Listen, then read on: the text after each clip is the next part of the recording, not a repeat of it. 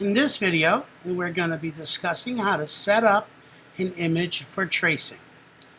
So first I'm going to open up my file open, and I'm going to go to the desktop where I have the picture I will be using. This is the actual photo. I'm going to open it, and you see the image open up on my desktop. Now what I want to do is to set it up for tracing is I'm going to create two layers. One layer I'm going to create a virtual piece of white paper, and the other layer will be the layer upon which we trace. So first we're going to go over to the layers column here, and we're going to see new, and we're going to click on layer. You notice the key command is Shift Command N. And now I'm going to call this layer the white paper layer. I do that so I understand that this is a virtual piece of white paper.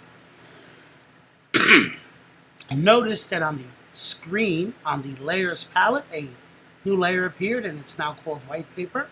We're going to take that layer and fill it with the color white. We're going to go over to Edit. We're going to go over to Fill. And we're going to not use the foreground color. We're just going to go over to white and hit OK. You'll notice it appears that the page is now completely white. In the layers palette, you can see that it is white and there's a little eyeball. To turn off the eyeball, you can then see the photo underneath. Now we're going to make another layer. So we're going to, this time I'll do it from the layers palette. On the right, I'll click and I'll hit new layer. Again, you see the key command, Shift Command N.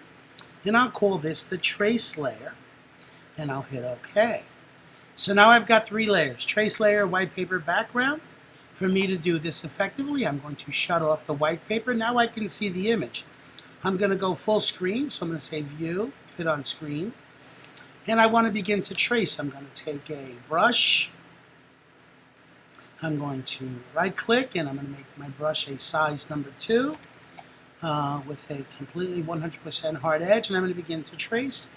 I'm a person who believes it's good to zoom in when you want to trace.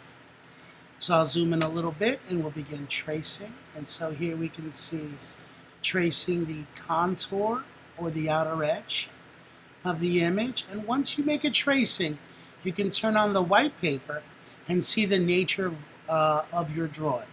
If you're happy, you can leave it. If you don't like something, feel free to edit it, change it, erase it, go back in and correct it. So now I'll just fix it a little bit, and that's a little bit better.